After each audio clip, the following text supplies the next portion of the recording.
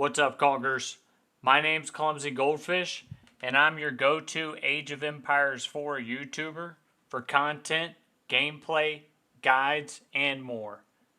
If you're interested in more content, click the like button, subscribe to the channel, and enjoy this video. Thanks so much for watching.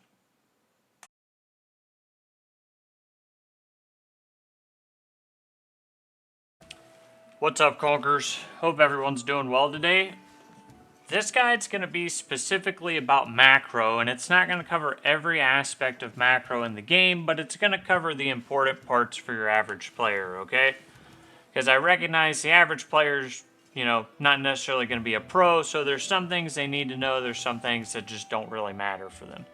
So we're going to touch some key points of villager overview and resources per minute, floating resources, age ups, when do you go more than 1 TC, economic upgrades, resource security, and map control, and then we'll kind of tie everything back together in a conclusion.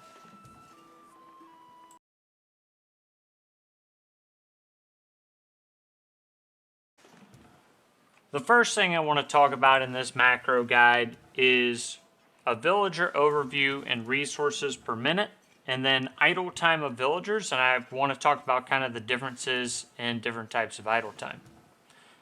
So the first key thing is your villager, right? So macro starts with your villagers, and your villagers are going to gather all the resources in the game for you, other than, if you're fishing on a water map or you have trade. Those are two separate things. So different resources have different gather rates, okay? Like sheep, farms, berries, goldstone, wood, deer. And I'm not going to go through the gather rate on every single one of these resources, okay? In general, in the early game, deer and boar are the best food resources to gather from. I'm excluding fish here. I'm just talking about land. Sheep is pretty good as well, and then berries and farms are quite slow at the beginning of the game. But as you get technologies, like your horticulture and then your Castle Age tech and your Imperial tech, farming becomes quite resource efficient. So the first thing I want to talk about is your average villager unupgraded, so no economic upgrades, no economic upgrades in mining camp, mill, or lumber camp, can average around 35 to 40 resources per minute. And I came up with that number off. There's a lot of charts out there that people did on Reddit and on the Age of Empires 4 wiki. And like I said, the gather rate is different depending on the resource you're getting. So sometimes it's 45 or 50. Sometimes it's a bit lower with 30 or a little under 30, like mining or getting trees. So that's just a general range of a number I'm giving you. And you can kind of think about your villagers are going to make 35 to 40 resources per minute without any economic upgrades. And the reason I want to talk about that is that's the basis of your macro, right? And every time a villager is not working, you are losing those resources. So I want to talk about idle time, because one of the most important steps on becoming a better player is being better at managing and producing your villagers, which, seems pretty simple, right? But when there's so many things happening in a game, you could have your town center sitting here like mine, and they're just idling, and they're not producing any villagers. And then you're out here on the map, and you're, fighting over a gold mine. And next thing you know, you haven't produced villagers for the last 2 minutes. And it happens to all of us, and you're like, well, crap. I didn't make 6 villagers during that time. And then you times that by 40 resources per minute, and then you're down 240 resources per minute. So the first basic concept, which I'm sure all of you know, but if your villager is not working and they're just standing here, they'll get their little snooze going on, and you'll have an idle villager button here that you can cycle through. So you'll always want to check that idle villager button as soon as possible and get your villagers back to work. If you have your villagers, they need to be producing resources for you, not taking a nap. The next thing, idle time wise, I actually call your town center being idle. okay? We never want our town center being idle. And if you watch my replays, I am a Conqueror 3, I am an 1800, and my town center still goes idle, okay? It's one of my biggest issues in my gameplay. If I could fix, and I've gotten a lot better about it, but my gameplay and I want to say my talent ceiling would raise quite significantly, right? So if you think about it this way, if you're on one town center and your opponent's on one town center, and you, over the course of a game, have 60 seconds of idle time on your town center, and he has 0, he has built 3 more villagers than you in that game and gained an advantage simply off going to his town center and clicking Q to build villagers. Now, I hotkey my town centers as 0, so anytime I'm on the map, I can select and queue up villagers. I could be here, moving my scout around, and I click 0, queue up 2 villagers, and then I'm back moving my scout, okay? That's just the easy way I do it. Some other people, they'll be out here moving their scout, and they click H, which just takes them back to the town center. They queue up some villagers, and I could go H, and then back to my scout, since I've got my scout hotkeyed as 1. So you need to think less about having perfect macro, because no one has perfect macro, okay? I'm here to tell you that even professional players do not have perfect macro. You can watch their games and see this. Winning the macro battle in a game is more about making less mistakes than your opponent. You're both going to make mistakes. You just need to be cleaner than he is in your macro game. So, fixing your villagers from being idle, always producing villagers out of your town center. The other thing we want to talk about is villager walk time. And so, for instance, I have a gold mine close by. I should go ahead and use this gold mine. Early game, I shouldn't expand all the way out to this gold mine. 1, because it's unprotected, but 2, because I do not have wheelbarrow yet, and my villagers are very slow. Okay? So, early game, we kind of want to use the resources that are close by, and then once we get wheelbarrow, where our villagers are faster, we can go out to these farther out resources and start using them. Right? Like, this deer's not too far away. I could pull some villagers, build a mill here, and get the deer. That's not that far. But if the deer was, like, back here, I probably want to get wheelbarrow before I walk my villagers all the way out there. Because while your villagers are walking, you are not gaining resources, right? So it's always a numbers game of how many resources per minute are you getting.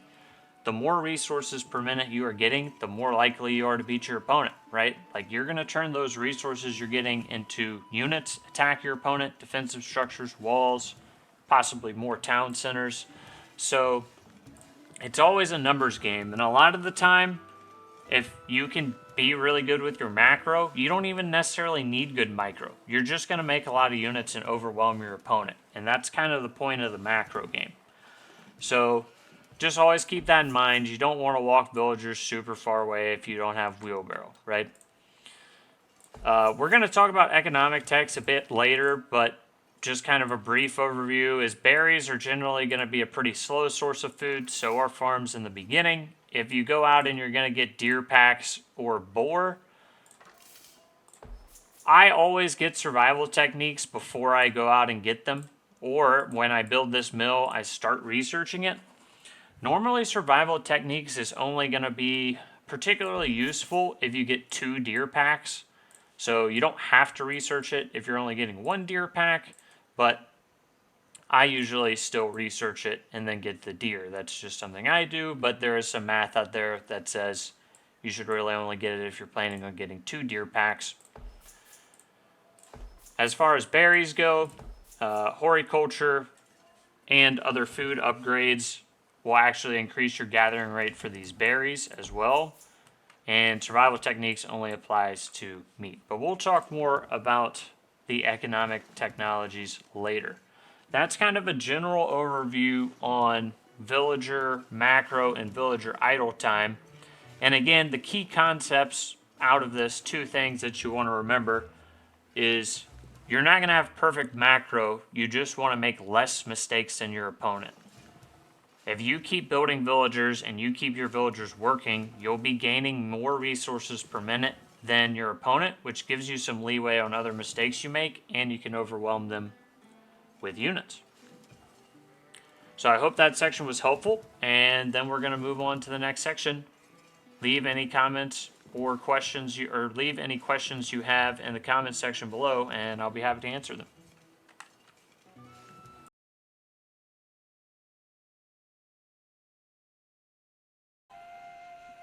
Alright, Conquerors, for this next step, and this is a very important step on how to get better at the game, is floating resources. You do not want to float resources ever.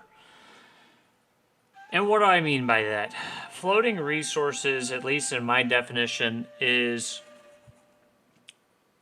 resources that you have in the bank when you're not specifically saving for something. So, like, if you're saving for Castle Age, or you're saving for Imperial Age, or for a specific upgrade, then that's fine. You know, have some resources in the bank for that. What you don't want to do is float resources, as in have resources in the bank that you are not using and you do not have a good reason why those are there. Like, you're not saving them for anything in specific. You're not saving them for an age up. You're not saving them for technology or for a second town center. They're just there, and you're not using those resources. And the basics of it is, why gather the resources if you aren't going to use them, right? So I'm going to show a couple of examples in this game where I floated resources pretty bad, and then what the negative effects of this was. But first off, it's a general concept of we never gather resources that we do not need. And you're going to listen to that step and say, well, duh. But I can tell you I've watched a lot of games and I've played a lot of games where people gather resources they don't need. Maybe they put like 3 villagers on stone in Feudal, but they're getting the stone so they can build a keep in Castle Age. Well, who cares? You know, gather the stone once you get to Castle Age, right? So you really only want to gather resources for short-term goals. You know, you don't want to gather stone if you're going to build a keep in 10 minutes. That's not very helpful because you might not be alive in 10 minutes or the game has drastically changed. So you really only want to gather resources for the short term. And what do we want to spend resources on? Age ups, units, upgrades, and buildings. Pretty simple. So one way to deal with floating resources, you know, if you're playing in game and you see that you have a bunch of extra food and wood, there's kind of 2 key things you can do if you're floating extra food and wood, which one is build units. That's very simple.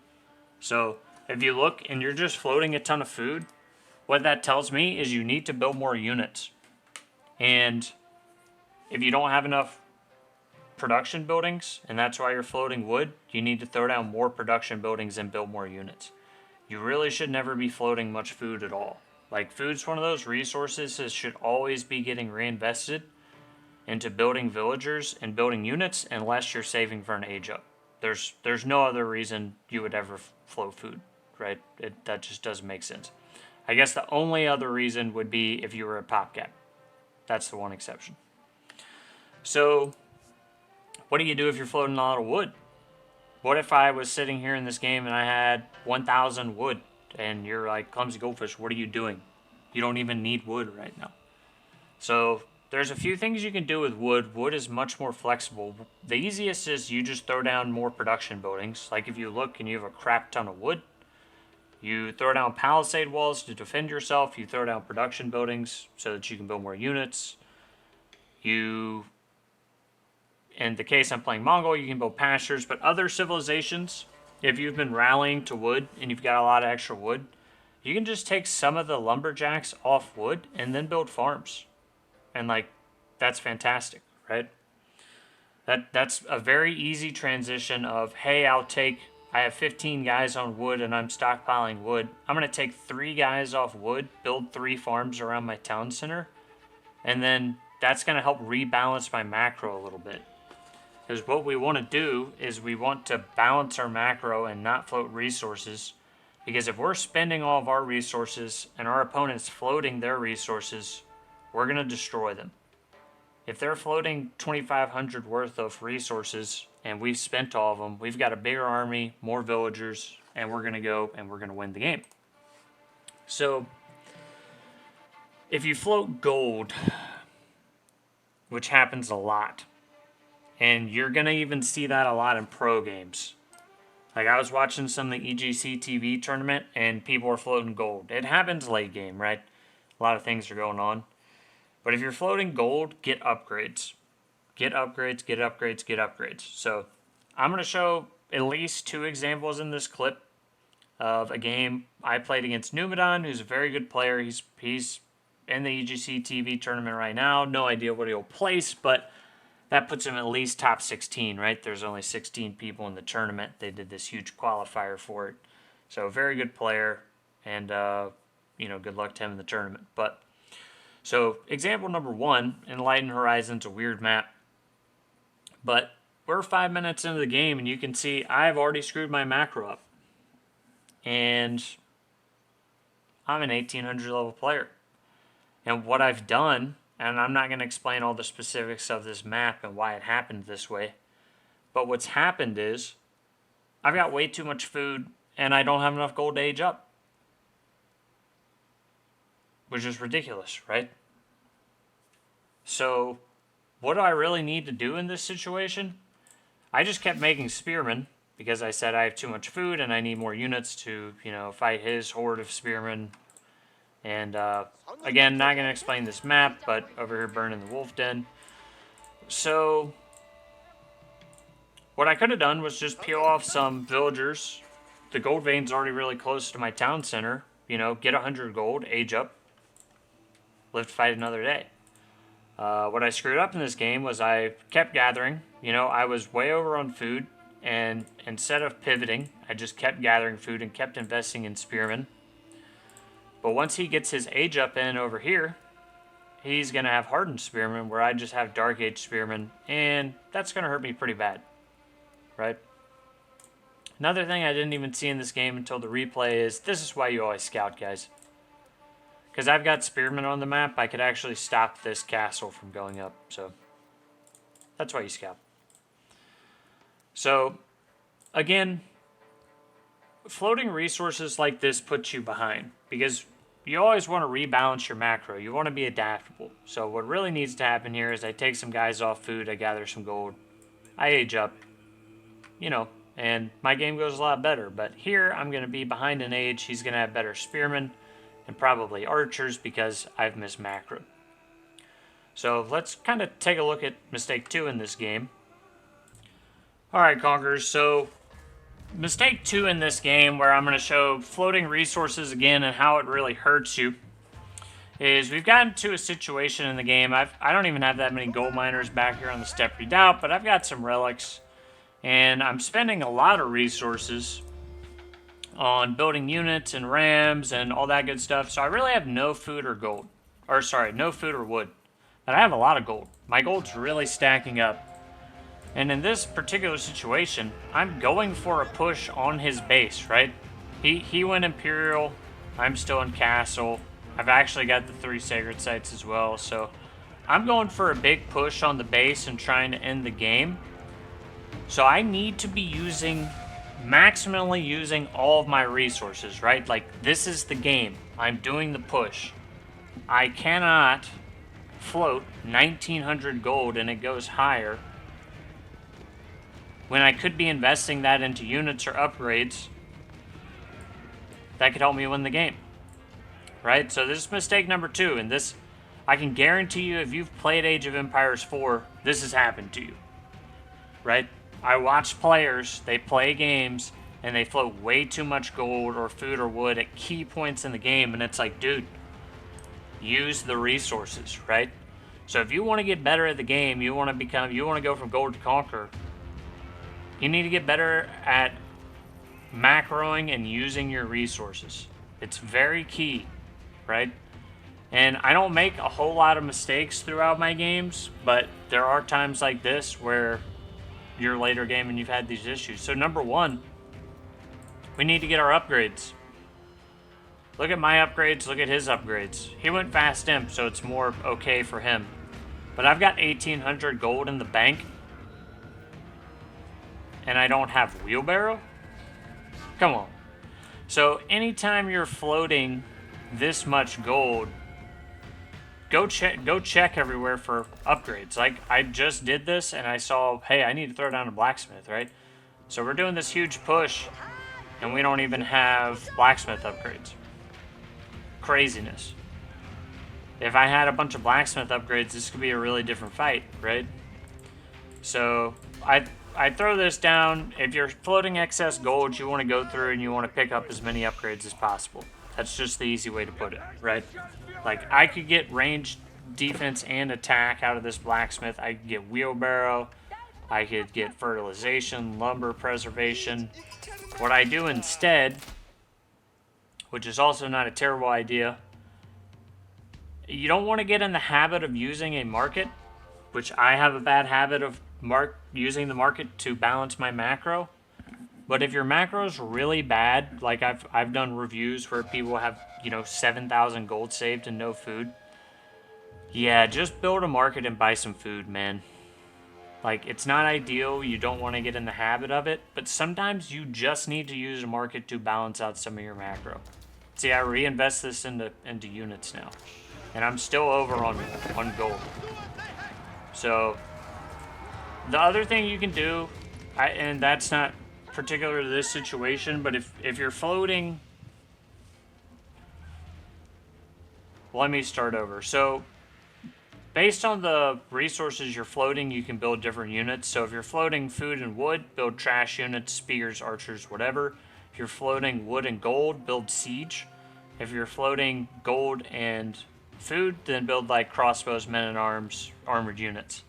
That's kind of how you can balance the macro out that way. So, if you're struggling with wood, you don't want to try to build a bunch of archers. You just build crossbows. That's what I'm doing in this situation. So it's not ideal because he does have spearmen, but still I don't have the wood. I'm using that on rams. So I just said I'll build crossbows and men-at-arms that'll handle the spears, right?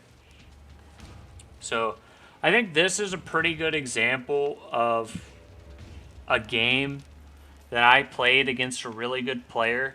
I lost this game. I had the potential to win this game, but my resource macro was not on point, right?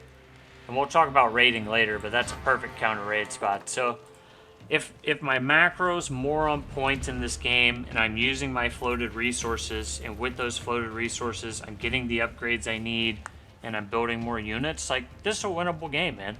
So in your games, you need to, sometimes reviewing can really help.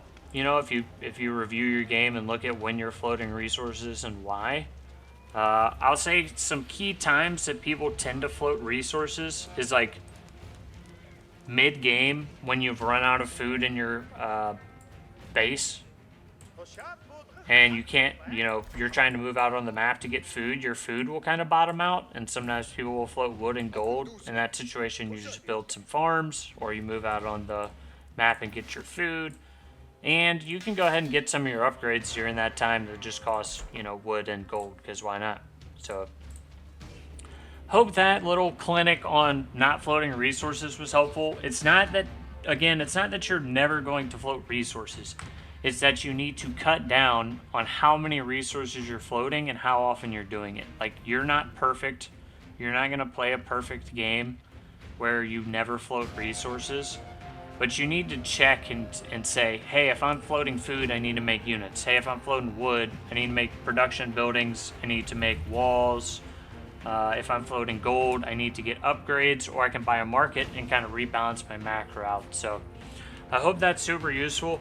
I think if you kind of take some of those key concepts into your games, you'll play a lot better and hopefully start winning more games and climb up in the ladder. So hope you all enjoyed that part. If you have any questions about resource management, floating resources, let me know in the comments. Thanks so much.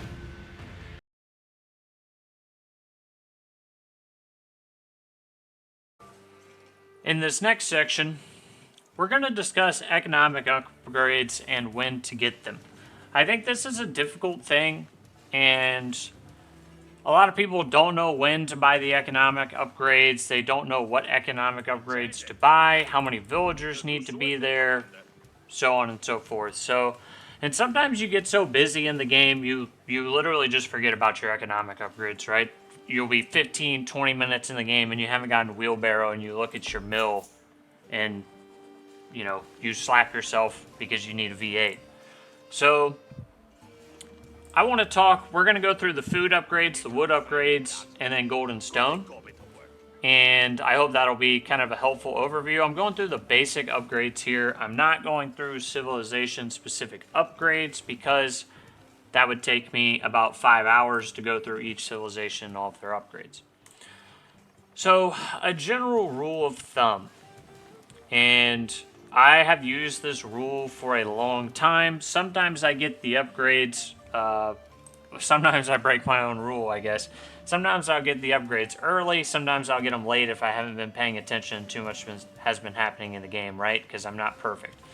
So, a general rule of thumb is you do not, and I'm talking about feudal age here, you do not want to get a feudal age upgrade unless you have 10 or more workers on that resource, or are going to have 10 or more workers on that resource.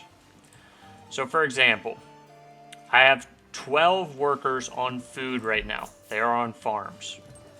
So horticulture's actually been nerfed, but I still would say 10 or more workers is fine with horticulture. If I have 10 or more workers, I should buy horticulture, okay? And that's because it's going to give me, essentially, 1 extra worker, right? I mean, if I have 10 or more workers and they're all on farms and I get a 10% increased gather rate, that's an extra worker. Or 1.2 workers. Or if you have 15, it's 1.5 workers. So that's kind of how you need to think about that. It's essentially these economic upgrades, they are increasing the gathering rate of your workers, which essentially just means adding more workers to your economy through research. And they don't cost you population space. So for horticulture, double broadaxe, and specialized pick, I would say 10 or more workers on that resource, or if you're going to have 10 or more workers, go ahead and get the resource, or go ahead and get the upgrade. So for example, if I had no one on stone, but I was already in castle age, and I knew I was going to get, start mining stone for a second town center, I just go ahead and queue this up, and then 40 seconds, move the guys I want to stone, and mine all the stone, and then I'm solid. So, very basic rule for feudal age, 10 or more workers. And then I just increase that by 10 for each age, which, again, I don't know if that is mathematically the best way to do it, okay? But that is what's been successful for me when I have gone from originally in the first ranked season, which if you don't know this, ranked came out late. It didn't come out with the start of Age of Empires 4 or the launch. So I was really bad at launch, and then I had worked my way up to where I was a platinum in the first season. So from then until being in 1800 now, this has worked pretty well for me. If I have 20, or if I'm in Castle Age and I have 20 or more workers on food, I will get the Castle Age upgrade. If I'm in Castle Age and I have 20 or more workers on wood, I'll get the Castle Age upgrade. Same with gold and stone. And then again in Imperial, if I have 30 or more workers on a resource, I will get the economic upgrade. If you have 30 guys on farms, just get the Imperial food upgrade. Like, that's going to dramatically increase your gathering rate for farms. Same with gold, same with wood. Sometimes the Imperial upgrades are pretty expensive, right? So I'm not really expecting you to, and we'll talk about age ups later, I'm not really expecting you to like age up to Imperial and immediately get these. You want to, get your elite upgrades and things for your units first. But once you've gotten into your ages and you've already gotten your veterancy or elite upgrades, like you've done your military, then you need to look at your economic techs and go ahead and get them. So forestry, there is some debate around forestry as to whether forestry is really worth it or not. Now, I'll tell you, I've seen some people do the math where they'll say it could give a 3% boost to gather rate or a 5% boost. I'll be honest, I never get forestry, but I have been thinking about getting it again. Okay, so when you first look at forestry, it looks like a no-brainer, but I remember, a lot of people did math back in the day, and it was like a 3% increase on gather rate. So I wouldn't prioritize forestry at all, but if you're sitting around with a lot of resources and not using them, why not get forestry, right? That's kind of where I stand on forestry. So those are the base upgrades for food, wood, and gold. Your civilization, what you use, might have specific upgrades like enclosure. Most of the civilization-specific economic upgrades are pretty freaking strong. So we talked a little bit about wheelbarrow earlier. Unless you're going fast castle, you're almost always going to get wheelbarrow and feudal. So, this a lot of macro comes down to general strategy. Like, if you're going fast castle, a lot of the time you'll just ignore all of your economic upgrades. You're going to fast castle, you're going to build units, get relics, then you'll get all of your economic upgrades, right? If I'm in feudal and I go to town center, I'll probably just get my economic upgrades after that because I'm going to have more villagers. Or if I'm playing one town center feudal aggression, I'll probably focus on building units and attacking first, and then getting some economic upgrades behind it, right? So there are different timings on when you should use and get these technologies, but you kind of have the general rule of thumb. For a wheelbarrow, this is normally a technology you want to get pretty early in feudal. So there's a couple of benefits. Obviously, it makes your villagers more efficient. It also makes your villagers better at running away from knights, which I'm sure we're all familiar with. So anytime if you're going to be moving your villagers out on the map at all, you want to get wheelbarrow because you need to be able to run away from enemy raids. It's actually pretty important. We talked about survival techniques a bit, but you can get it with one deer pack. It's not incredibly useful. Like, it's a little useful in that scenario to get it for one deer pack, but its value increases exponentially when you're going to get 2 deer packs with survival techniques. So that's just something to keep in mind. And I did the math on the boar, way long back, and it is worth it to get it for 1 boar. It's not incredible or anything, but it is decent. And then Pro Scouts. I'm not really going to get into Pro Scouts much. A lot of people use Pro Scouts. Obviously, Pro Scouts is pretty strong, and it's very civilization dependent. Works better for civs like French, China, Juji, Malian even, HRE, but I'm not a Pro Scout guy. I don't use Pro Scouts a lot, and so I'm not going to speak to that a whole lot, but it is a very good technology. My strategies normally focus on stopping Pro Scouts rather than going Pro Scouts. And as far as other general economic upgrades, if you have any civilization specific questions, you can ask me in the comments and I'm happy to answer any questions you have. But as far as just an overview of economic technologies and when to get them, I feel like that's a pretty solid overview and will give you kind of a foundation on what economic technologies you get and when. So thanks for watching, and I hope that was helpful.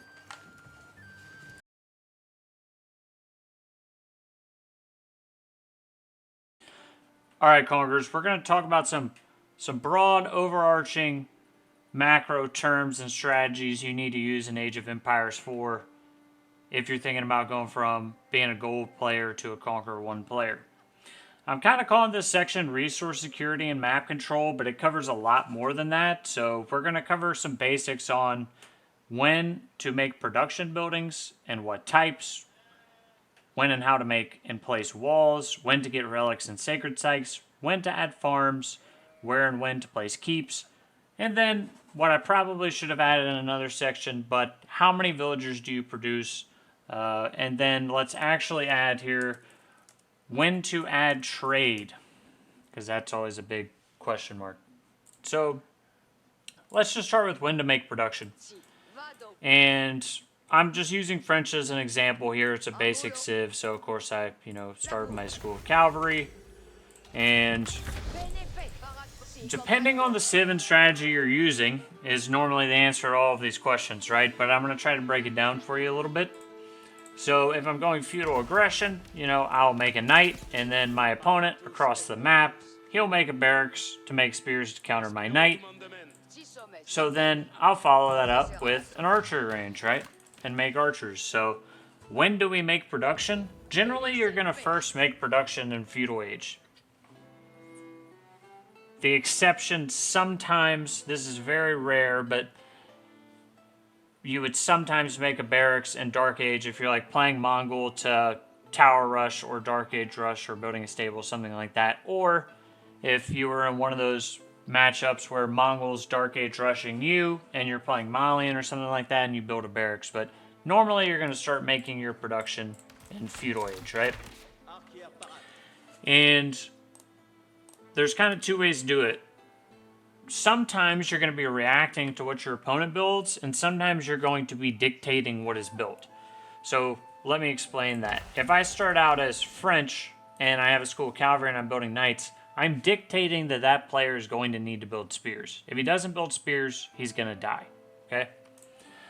Now, a different civ, like if I'm playing Echerie against French and I want to keep my gold safe, there's, two things I could do, which, one, I could make my production building and I make my barracks because I know the knights are coming, or I just tower up this gold and keep it safe. So sometimes when you're going fast castle, you don't necessarily need to make a production building in feudal, but you'll have to tower up your gold because someone's going to push you, right?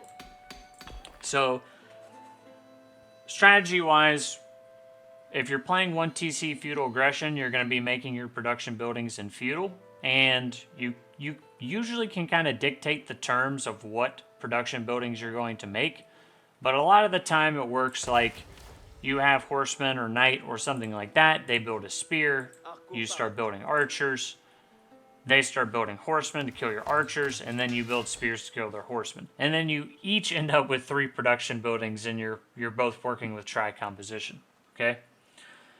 So the other time to make production buildings, like we talked about, is if you're floating wood, you go ahead and make some production buildings. And then, as the game goes on, like early game, just one is fine, right? Like if you're making knights, you just need one stable, or you just one archery range, or one racks. Later on, if you notice that, well, I have a cheat on, so it instantly produces, but if you notice you have like 5 spearmen in queue, you probably need to throw down another barracks or 2, right? So if you notice that your units are queuing up and not being produced quickly, then you need to throw down more production buildings. And then, of course, in Castle Age, you can get into siege workshops. So something else I wanted to talk about, that's kind of covers the production buildings, but if you have any questions about that, just let me know. The other thing I want to talk about is how to wall. And this is a very non-wallable map we have here, actually, right? Relic River, you really can't wall. So there's kind of full walls, if we think about it. And then there's kind of walls to guide our enemy to a certain path. So, and I'll show you how this works. So we could full wall this entire area, or we could kind of do a little half walling, which is we just set up our wall here because it's a little more choke pointy at the front.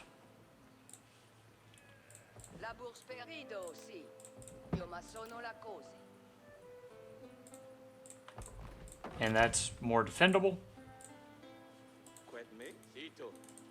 And then we take our units up here. Like, let's say we get these walls across the front. Our opponent can't get in the front. They can sit here and torch the walls, or they can try to run all the way around, which is much longer for them to do anyways. Let's say we're playing against Mongol, and they're making Keshiks, and now they can't get in the front directly to our gold. We've got outposts and walls. They've got to run all the way around the top, which is great for us, right? Waste their time. Then if we've got our villagers out here on deer, we can just keep our army here, right? And we can set our rally points out here and rally our units out here as they get produced. We can send the knights to go raid, keep the infantry at home to defend. That's a whole nother thing. I'm going to talk about raiding and how to defend in another video. But as far as how to place walls, if it's an easy map to wall, you can pretty much wall up your entire base and be safe. But in this scenario, it's not easy to wall up here, right? And even if we did, they could just kind of burn it. So we've got the walls at the front to delay the enemy getting to us and make them have to run farther around to get into our base. And another thing you could do, like let's say you're still worried about them wrapping all the way around because they have Mangadai, you just build a little small wall here. And then if you're chopping wood here or getting berries, they'd have to run through your town center. You could even do a smaller wall like that.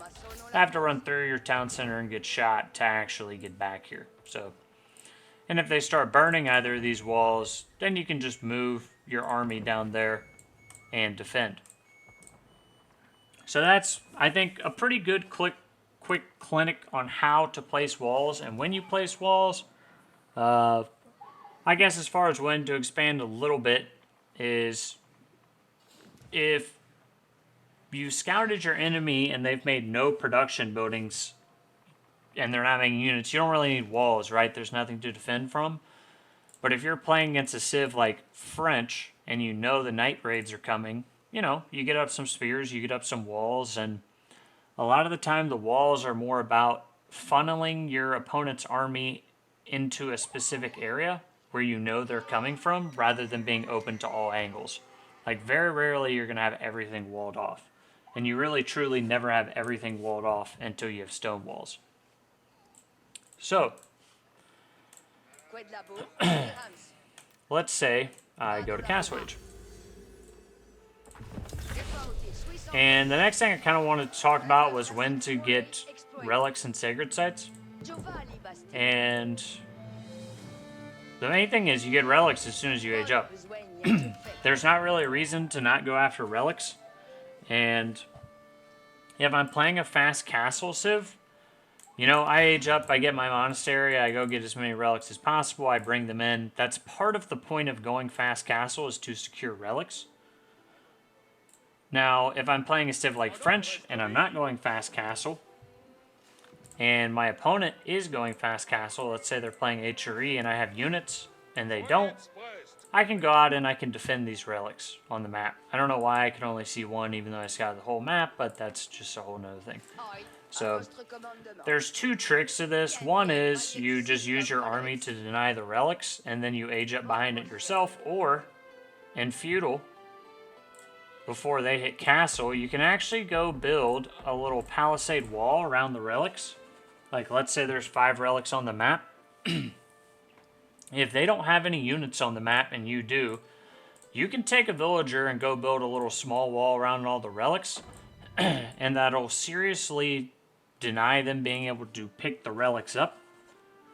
Like, delay them, or deny it entirely where you can get to castle and then pick up the relics yourself. Excuse me. So it really works just two ways, okay? So you either go fast castle and your goal is to immediately get the relics, or you have some units in Feudal, whether you're 1 town center or 2, and you try to deny the relics for as long as possible, and then, I don't know why this villager's being really stupid, and then you age up yourself and get the relics. That's kind of how it works. After you've fought over the relics, and the 5 relics have been decided upon, or more if you're playing team games, if you have extra monks, I literally just send them to the sacred sites. Like, if you have monks in your base not doing anything, just send them to the sacred sites and cap them. So, if your player's, like, pretty good, he'll decap them, but a lot of times, players will just let you have the sacred sites. Like, there's definitely games I play, even Conqueror 3 players. If you just send a monk to capture the sacred sites, they might go decap 1, but a lot of the time they'll still let you have 2, and that's free gold, and why not have that, you know? So, The next thing I want to talk about is when you add in farms. There's idle villagers bothering me. So when you add in farms is a great question, and it's a very important question, and it's different depending on what civ you play as, which of course makes it difficult. So if we're playing English, we might go into farms pretty early, right? They have cheap farms, their farms have better efficiency, and it's safe food. If you have the HRE Aachen Chapel, you might build farms around that pretty early, or order the Dragon Aachen Chapel. Now, I'm playing a civ that does not like to build farms, which is French, or China, or any civ that has a, I was trying to think, full cost farm at 75 food, normally does not want to go immediately into farms, right? You want to come out here, you get your deer. A lot of the time, you'll even pick up the berries. If you went pro scouts, you pull the deer home. If there's a boar nearby, you get that. You pretty much want to get as much food as possible on the map before you go into farms. And there's kind of two ways to do this. One is you, and I'll make some villagers here. One is you clean up all the food on the map and you have no farms at home at all, okay?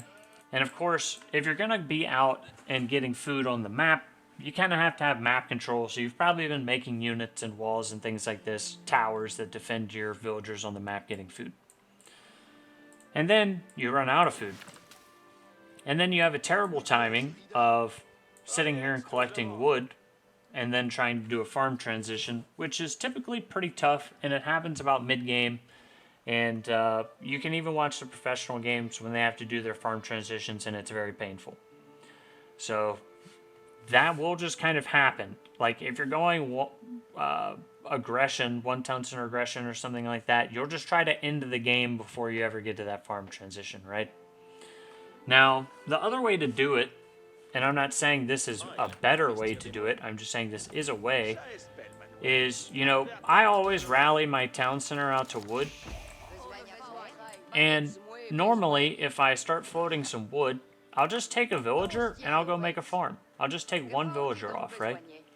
If I'm floating a lot of wood, and right now all my villagers are out on the map getting berries and deer, and I'm floating wood, I'll just take a villager off wood, go build a farm, right? And I'll kind of slowly add this farm transition in. Now, you don't want to do that in early feudal or anything, right? Because in early feudal, with the exception of civs like English or HRE that want to build farms early, which is not many of us, you want to be out on the map getting food, and you kind of want to exhaust your food map resources before you go home and start making farms. But if you know you're on like the second to last or last food source, you should probably start going ahead and just building in some of these farms so that you don't run completely out of food when you have to do a farm transition, because then you're kind of screwed, right? So that's kind of how I like to do it. When I know I'm semi-close to running out of food on the map or I'm losing map control, I'll start adding in just a couple farms around the town center. And then maybe, you know, if I run completely out of food on the map, I've got like 8 or 10 farms around the town center, so I'm not completely screwed. So that's kind of how I decide when I add in farms and how to do that. Now, the next thing I want to talk about is, and this goes a little bit into map control, but how and when to build keeps. So, one thing I see players do, and this drives me crazy, and I have instant build on, so it's just going to work, but they take one villager out here, and they say, alright, one villager, build this keep. It takes 3 minutes to build a keep. Okay? So in that 3 minutes, your opponent's probably going to scout that and kill your villager. So, first of all, there's a couple ways we can use keeps. One is the defensive keep. So someone's pushing on my main base, I throw down this defensive keep, and that'll help me stay alive. The one I use the most with towers and keeps is the keep to deny resources on the map and gain map control, right? And this is a perfect spot. Big gold on the map, in the middle of the map, perfect spot for a keep, man. And a lot of the time what you want to do is build a keep and an outpost because the outpost has greater vision. So you get the keep down for defense and the outpost for vision. This is not the little dotted line, dotted circle does not show the true vision of the outpost. We'll actually see it here when the outpost gets built. The range expand. Solid. And then you take, your 15 miners out here and start mining gold. So normally if you throw up a keep like this, you want to use like 10 to 15 villagers to build this thing and then start mining the gold. You don't want to use like 1, 2, 3 villagers. It's going to take too long. They're going to get caught out and killed. And again, normally you want to move your army with this to secure the build. Like, I catch a lot of people out here building keeps without an army to protect them and kill so many villagers. So we want to use keeps mid-game and late game to deny key resources. Because once we have this keep up, and for example, maybe we even would say, hey, this one's on our opponent's side. If they spawned here, they're going to get this big gold. But let's build a big gold on these 2 top golds. And so we're going to control 2 of the big golds and we'll leave them 1. That's a win for you in macro gameplay. Okay? Because now they've got to make a siege workshop and trebuchets and start trying to work down your defensive points. And that's rough, man. So, if you have any questions about keeps, I could expand on that a lot, but just let me know. The last thing I want to talk about, especially since I'm getting a bit winded here and I've been talking for a while, is when do you add in trade? When do you add in trade? And again, this is civilization specific. Mongol might add in trade pretty freaking early. You see some French players, depending on the map, will go Chamber of Commerce. But generally, and I'm always going to speak in generalities here, you add in trade when the gold on the map is almost expired or you cannot access gold on the map. So let's say, like, I'd eaten all the gold on this side, and there was 1 gold down here that my opponent owned. Well, I need to set up trade. If I'm on my last gold mine, I need to set up trade, and I need to start trading. Obviously, the farther away the neutral market is, the more efficient it is, and a lot of the time, you're only going to start trading late game, but you'll need to switch into that. Okay, so there's a couple things that happen. One is your villagers are finishing up their last gold mine. And then I build a lot of markets. But let's say my villagers are on their last gold mine. I'm going to come down here and I'm going to build 5 markets. And then when my villagers finish this gold mine, I'm going to start queuing traders to this neutral market and trading. And I might even start building a stone wall to protect my trade route. Stone wall or keeps to protect this trade route, right? And late game, it depends, right, on how many villagers you need. But a lot of the time, 120 villagers is like a solid baseline to have late game. Sometimes you'll go higher to like 150, eat all the resources on the map like these gold plots, then delete some villagers and make more army. Sometimes if you're playing a civ like Ottoman, who, has Istanbul Observatory and they're making 1 billion military units for free, you might have 100 villagers. So the kind of key thing you need to keep in mind if you were at 120 villagers and 20 of them were gold miners and then you built 30 traders and you're at 150, you might just need to delete some of your old gold mining villagers and make room for the traders. So that's kind of how I would balance it out late game. A lot of the time I try to get around 120. A lot of the time the army, sometimes I go more and I'll have too much economy. 150 is too much, but you can get all of your technologies and then kill some villagers or traders. But if you're playing long games, like 40-minute games, you're going to need to transition into trade at some point because you're going to eat all the gold on the map. So I hope that resource security and kind of map control, I didn't know what else to call it. That's so many different broad elements of macro and how to be better at macro, but I hope that was helpful. I think if you implement some of these into your gameplay, 1, 2 at a time, that'll definitely help you get better. And so if you have any questions about that, just let me know in the comments, and thanks for watching.